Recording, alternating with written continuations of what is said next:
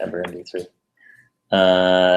So basically, there's a disclaimer, one head. It's like I wrote my first D3 chart like a couple nights ago. So luckily you guys aren't D3 experts, so you won't be too sad. So we'll talk about what we said, that getting your data into your Ember app from an API.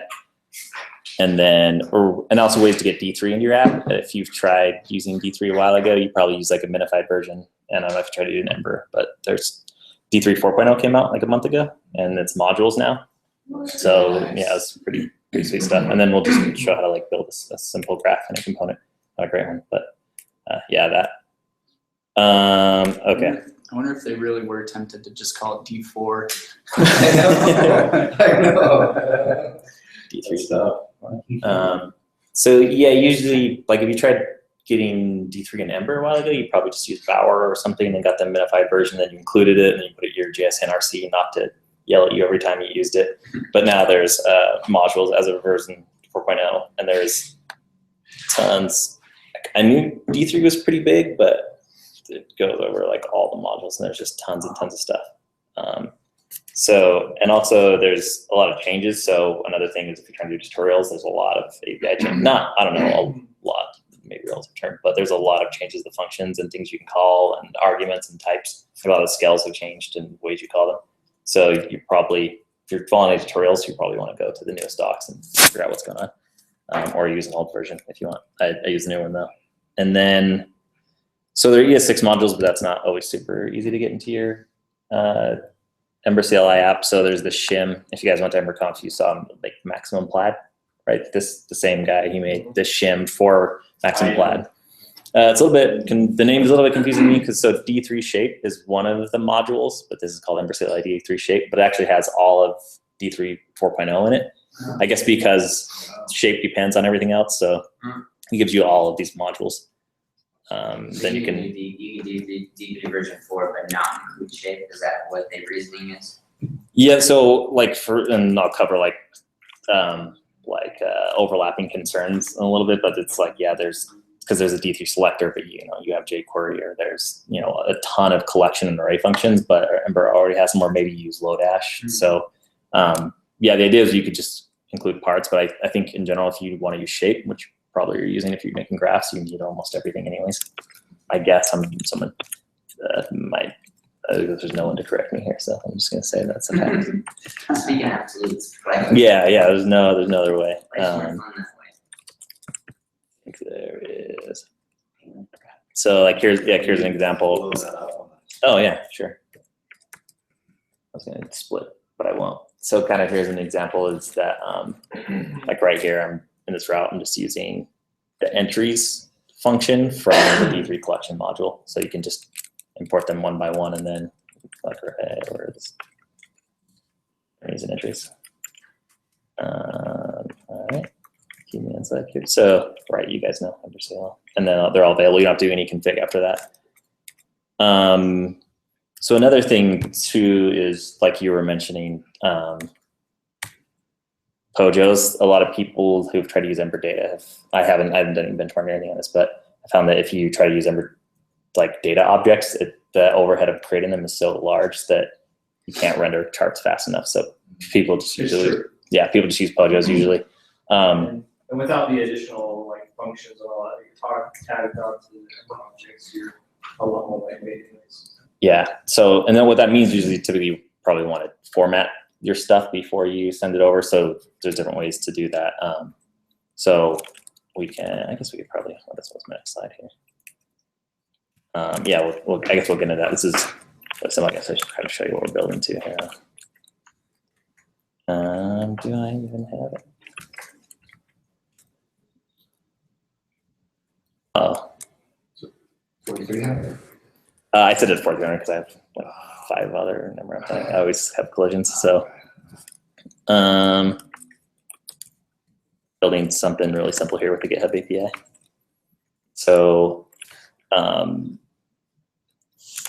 this thing, so basically what we're gonna build is just go to GitHub API, go to user. There's nothing too fancy about this, but you're just getting their repos, and then you can get their languages, and it'll just build a graph like the languages for each repo. Pretty simple stuff. So on this guy, y'all can see that. well enough. So you can see here, we're not, again, no Ember data or anything. I'm just using jQuery, getting it, letting the user handle the error, right? Like, it's fine, we're going to catch errors. And this is like small tangent. This was interesting. Funny, I've never had to do this before. I didn't realize that. I thought you could, because you have the model params, I thought you could access any key in your route path, but you can't. You have to get your params for your parent this way. I did not know that. That was new to me. I don't know if that's helpful to anybody. Because basically I need to know which user, like have user they selected to get their repos. So that's how I had to get that. There might be a better way, but that's the only way I could find actually. So we're just getting JSON back, and actually we can do it in the browser, but I'll send it here. Essentially just getting a simple thing like that. So the thing about that is that's not great for D3, right? Because that's an object with a bunch of keys. So there's a handy D3 function called entry, which takes an object and creates key value. So it creates an array of objects that are key value, just kind of like plots it out for you. So it serializes, or basically creates your series for you. So if you had your set, it would. No, it doesn't create a series. It takes like each key. So if you were to get like object.keys and then do a for each and then call the key. So it's like key. Yeah. So key value or Yeah. Object. Q A. It's going to go value 1, value 2, value 3. That's what you're saying. No, it's super simple. Also, like if you have key value, it just takes them and puts them like this in another object and wraps them in an array. Right? Does that make sense? Like whiteboard. Basically like key value. So actually it'll make a lot more sense when we. No, that's I'm not explaining it very well.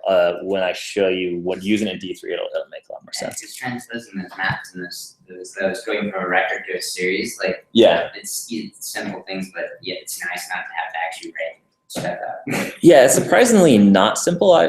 Like you just think that you'd be able to do that natively in JavaScript, but then I was like, okay, you have object.keys, but then you have to take the keys and iterate over them and then get the value. Yeah, it's a little bit like more work than I thought it would be. Yeah, I end up creating like temporary array holders and then iterating over and stick popping and pushing. Yeah.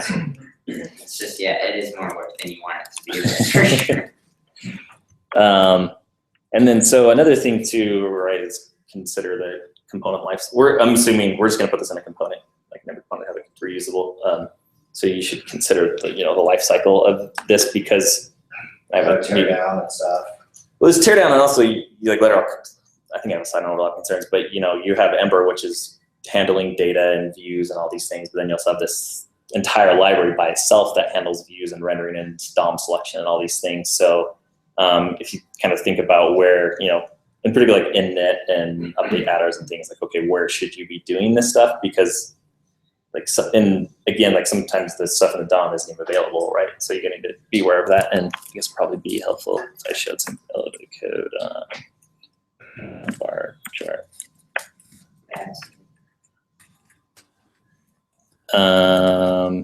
Yeah, so, and this probably isn't the best way to do it, but in it, I just kind of put all of these member variables. And again, I'm just using JavaScript objects. I'm not using like just.set or anything. I'm just using plain JavaScript objects.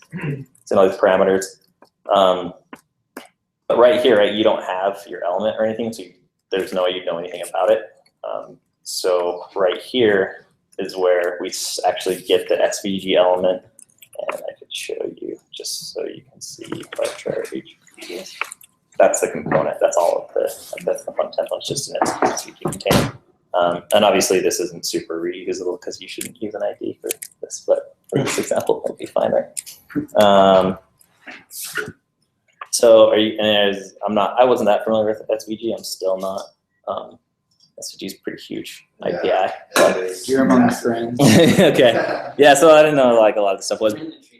Yeah. But so this probably looks somewhat familiar. Right? This is pretty simple. You select something and then you can set adders. It's pretty similar to jQuery. This is all D3, but it's like this select right here is the D3 selection. It's not the jQuery one. Then you're just appending multiple tags, setting properties on them, transform, things like that. And then so this is, you guys familiar with the concept of joins in D3, the data joins? So this is something that's kind of took me a while to work. Actually, I have at the end, I have a link to a really good article. Mike Bostock, the guy that made D3, has a really good article on why it is this way.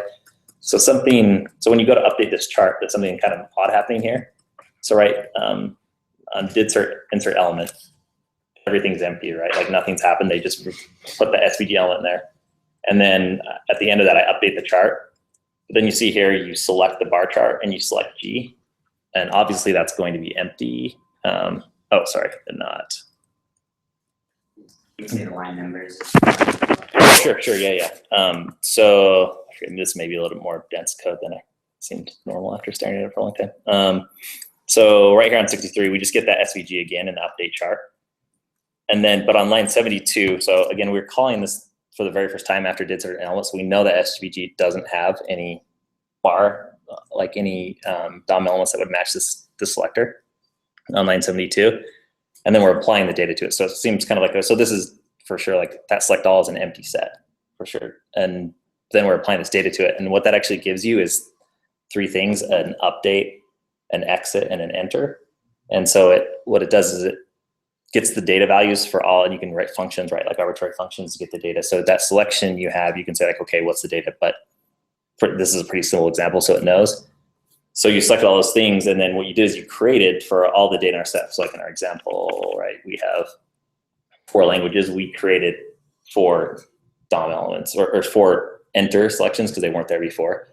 And the whole point of all of this is that you do this select, then you have remove. So here, update, exit, enter. So then you do those like 3 transformations basically.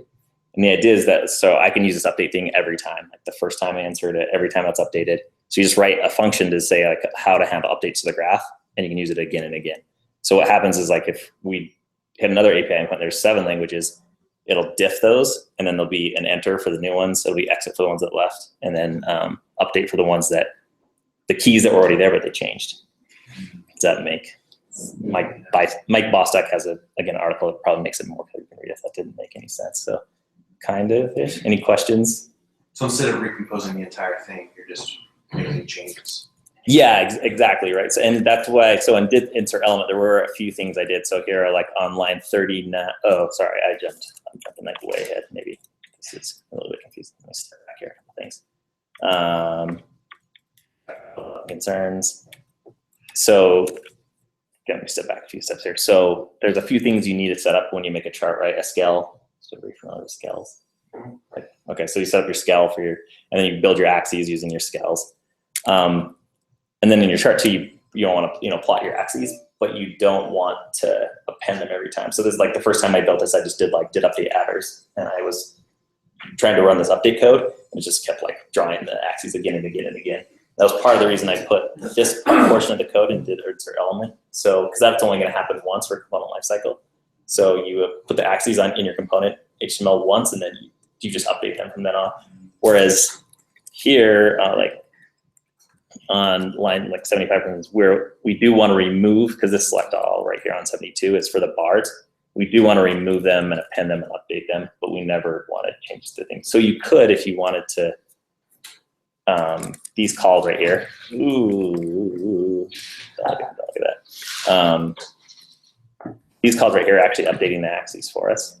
And so they are getting updated, but we're not appending them. But you could, if you wanted to, completely delete them and reinsert them. So it's almost like immutable. The data points are immutable, but the graph itself is static.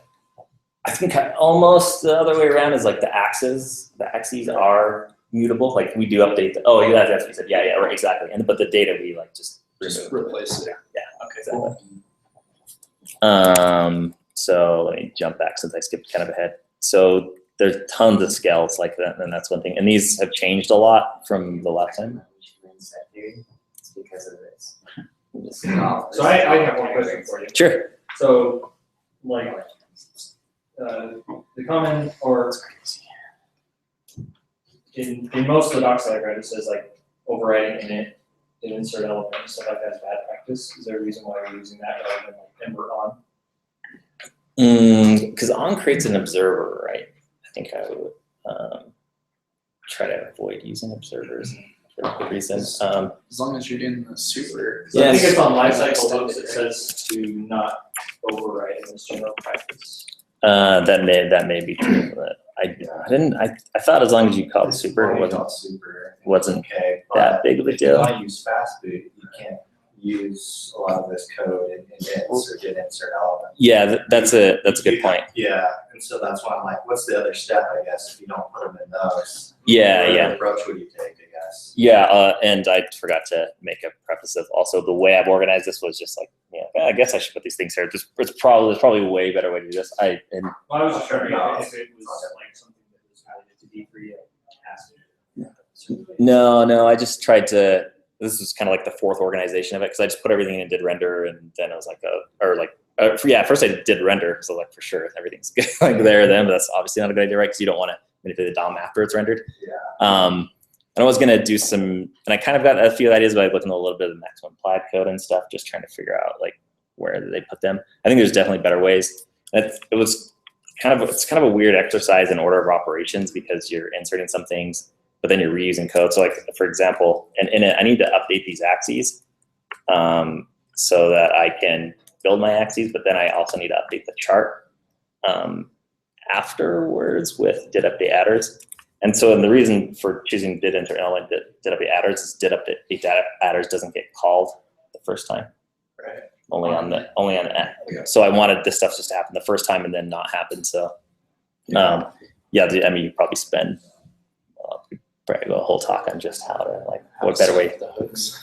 Yeah. But that's a really good question. And the answer is I don't really know. Just kind of got to work in. Everything I've seen is very similar. It's like they'll do like in the did receive adders or did update adders, and then usually there's wrapped in like an explicit draw statement, so you'll abstract that out, and then you'll have just that.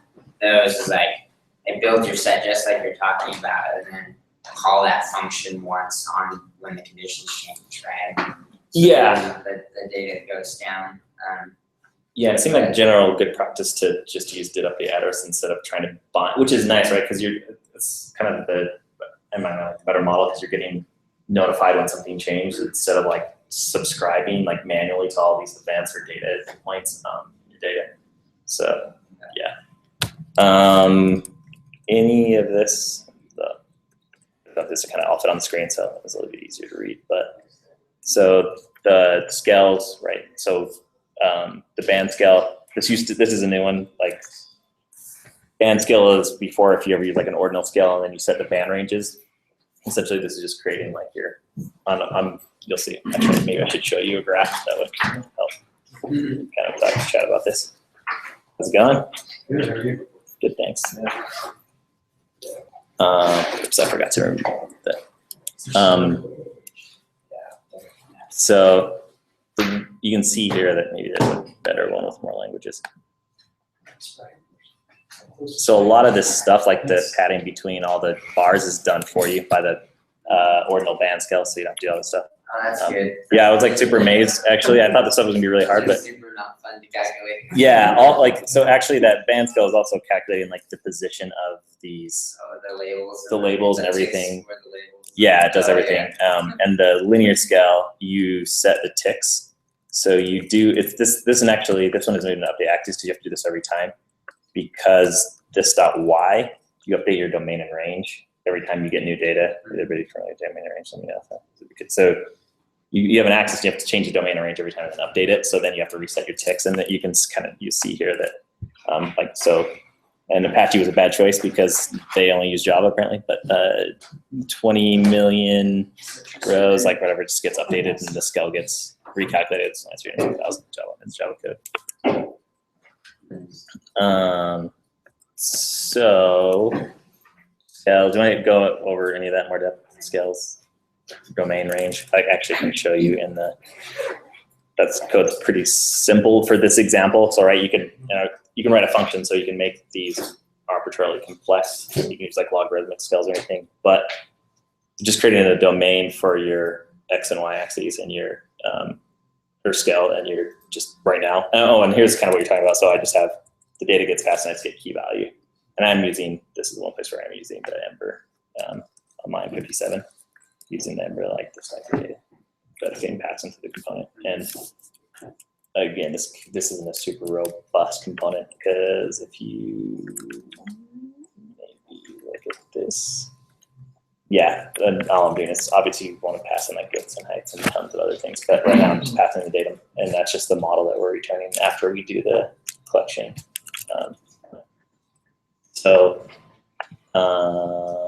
Maybe there's something like more interesting than Apache and a lot of Java stuff. What else has? So you're saying that the scales, that's going to determine the height and the width of the axes. Like how many items can be on the axes, right? Yeah. So your scales. So if you have an action that is going to change the number of elements on like the x-axis, for example, would you just have to tear down and recreate the component? No. So this component just gets reused again. That's what we're talking about the did. So no, that's okay. Good. So actually, right here in did update attrs, anytime you pass in new data, you have a new data set, so it has a new domain and range, and then so an update chart, this is where you're taking this data and you're mapping over it and you're creating a new X and Y domain, and that's just then it changes it for you. Cool. Yeah, I think and then update, the enter update exit thing was like, I think the first time I looked at D3, I was like, this doesn't make any sense, this is hard. But then after reading Mike Bostock's thing, I have a link at the end. Right here, this thinking and joining is like really good. It just makes it like really clear why it's set up that way, and then it makes it a lot easier to reason about. So yeah, I think that's pretty much it. Any questions about any of the code or anything? I guess I kind of flew through. Did you experiment at all with like mouse over events or any type of mousing events or tooltips or any of that? Not yet. The stuff that is happening is just CSS because SVG has CSS, so it's just like on hovers. No, I didn't play with like any of that yet. Another thing too is this is all SVG. A lot of the 4.0 stuff has Canvas, so you can actually use Canvas as well. I don't think it's full. Like I don't think all of the modules fully support Canvas. So I think you might be on your own on some of the stuff. I haven't seen examples, but yeah. So I think again, like for me, bottom line is this was like I spent like a few hours and got a graph built. Mike Bostock has a really good tutorial, and if you went through, you'd probably build like the exact same thing I did. For some reason, this seemed really hard to me, and then I was like, oh, I gotta get this over to Meetup, and I just spent a few hours and like have a chart, and it really isn't that hard. It's like I thought D3 was like really, yeah. It seems like you start seeing like, oh, I have to set my scales and update my scales and get my ranges and domains and everything, and then but as you kind of read through it, it's really simple. And I always thought D3 is like, because we use high chart because it's like higher level, but D3 is pretty high level. Like the fact that I just created an axis and a scale and it built this for me, that's pretty awesome. Like I thought I would have to do all that stuff myself, but I don't. What was the tutorial you said? I don't know if I have a link in it. I can add it to the slides though, like post the slides, but. Did you link out your repo? It's in the slide at the end here. I can make a Did you slide stick to it in the Ember.js SLC? No, I can do that. Should have given you the link for that. Yeah. Oh, hey, thanks for hosting, guys. I got to the end too quickly. It's on. This is the GitHub repo. If you want to take a look at it, so yeah, you're welcome to click on that, and I can put it in that. I'll show up to that repo too. Cool. And then there's the slides if you would like for the links and stuff. So the Mike Bostock one is just. I think it's actually just on D3. It's like the first tutorial. So what was the most challenging stuff for you? Like going through it, you think, like just get started? Like the D3 thing, stuff was pretty straightforward. It was really like the interop between Ember, because I was looking at the component lifecycle hooks, and like the first time I wrote it, what was happening actually was just appending a new graph to the SVG thing every single time, because I wasn't realizing what was happening. I didn't fully understand the like exit and enter. I wanted to use 4.0, and the tutorials, like his tutorial is all 3.0. So none of, like not none, but most of the functions were wrong. So it was a little bit of a challenge to like, okay, what does this mean? So I could just copy the code. It was nice though, because I could just copy the code. Actually, I figured out like, okay, what was he trying to do? How do I do that now? Like the scale, because again, like scale band didn't even exist. He used like things he used don't exist anymore. So. Yeah, just wrapping your head around a few things and like head around things. And again, it's maybe not the best way to organize it in the component lifecycle, but. Yeah, my sense by far the most difficult was order of operations. Even building the graph, like you have to do the range or the scale, the domain, the range, the labeling. Yeah, If you don't do it right, it doesn't. You can't destruct the scale into its components and actually think through it. I got lost. It took me several times of just trying to figure out, and then I didn't know really anything about SVGs either. So yeah, that whole cluster. Yeah, and I kind of gloss over all of this too, because that isn't important. Like your scale is actually like a scale is like a function, right? Like it input and outputs it into your domain, but you're using that function every time you set an attribute on each one of your bars as well too. So if you don't update it before you try to do any manipulation to any of this like sub elements, if you will, then it won't work right, or it's going to be all jacked. Making sure you remove things, that was tricky too. Making sure not to update the axes, or not append axes again and again. And another thing too is I think this is, I haven't done raw jQuery for a long time, but I think it's the same. You got to remember that you get the last element you appended, not yours. So right here we select bar chart and we get the bar chart SVG. But after I append G, my SVG, it's actually, this is not right, because that's not SVG, it's a G element. Because your selection becomes, the return value is the last thing you appended, not the original thing you selected, which makes sense. Like same with jQuery. So that can be a little confusing when you selected the wrong thing. So in that case, you're just nesting the G's within each other. Yeah, exactly. So again, poorly named variables, but that's a little bit confusing.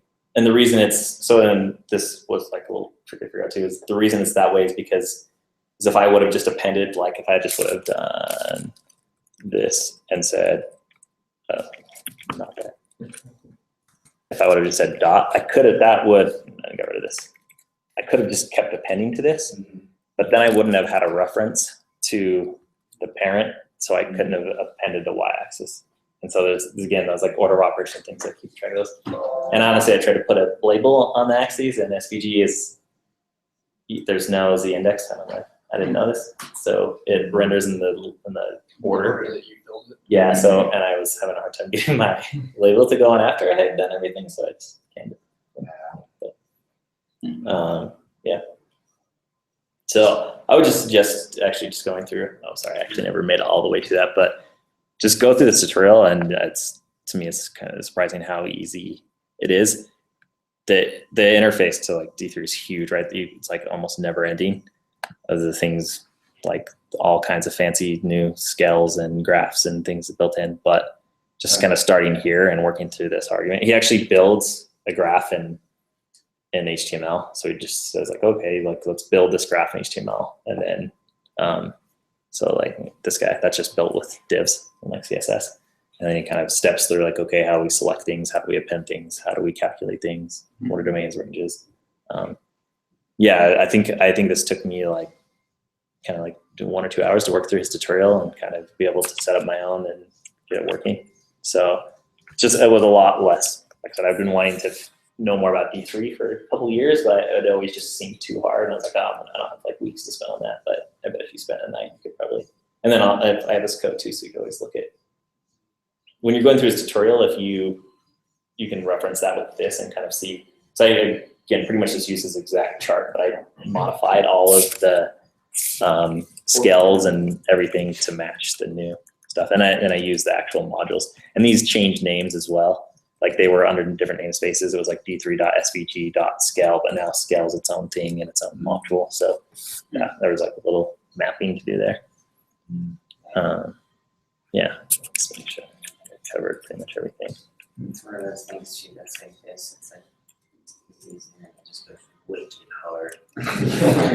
Like there's just this wall Yeah, depending on what you're trying to do. yeah, you're not far from math, right? Like, so I got to do this for this example, and just use these like mapping and key functions are all really simple. I'm just returning my value, but yeah, it can quickly become okay. Like I have to calculate a radius or something much more complex, or like something. Yeah, exactly.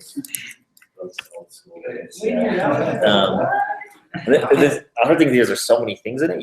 Like, I don't know. Like, if I was going to do something, like the entries thing, for example, I was like, I need these to be these. I was like, does it exist in D3? Like, I don't know. Like, probably because there's a statistics and array and collection package. It's probably in there if you look for it, but you just don't know if it's there until you try. Yeah, I think if I was to talk to him, I would say the number one thing that I would recommend is that they do like what Ember's starting to do is create a documents team specific to that and just do your documentation, because like the problem, there's so much stuff out there for D3 and some of it's really good and most of it's really bad from what I've seen. Yes. It's out of date. Worse now that 4 is out. So that made it really challenging for me. Yeah, actually, if you look in the It's gotta be like tutorials, monkey see, monkey do, and yeah. super easy. Where did I? And those, I've read those tutorials, those each ones are really good. Yeah, those are great. So, and right here, actually, you can see here's the beginning of the V4.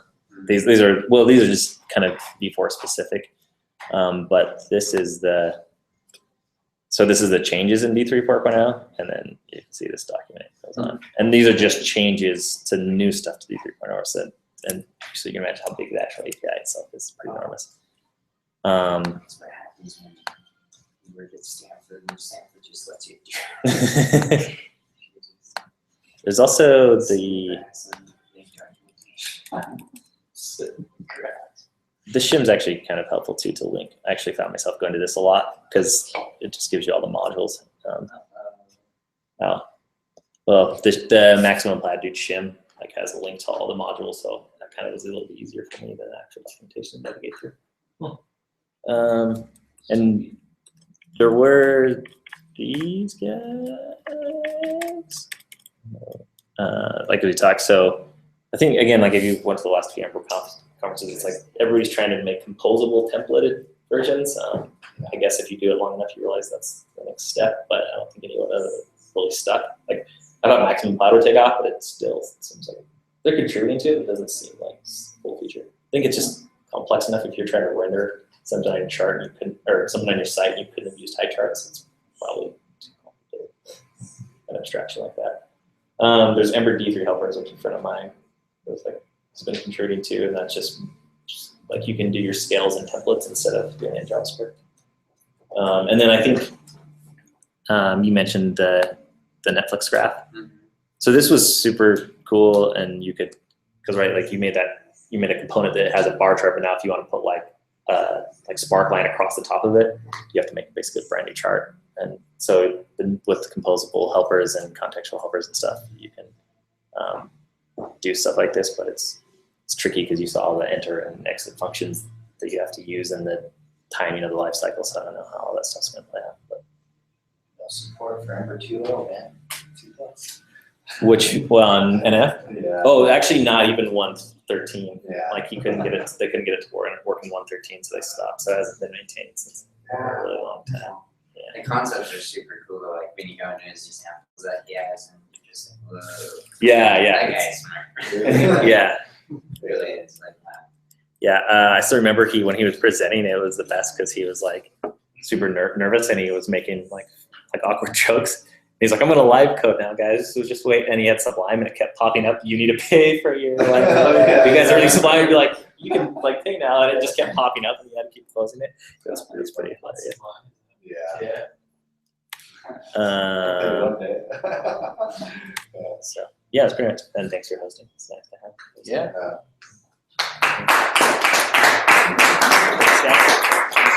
First meetup presentation. That was awesome. Stop that. Ross. Oh, stop. Yeah. Where Bill. it's dropping bombs. Yeah.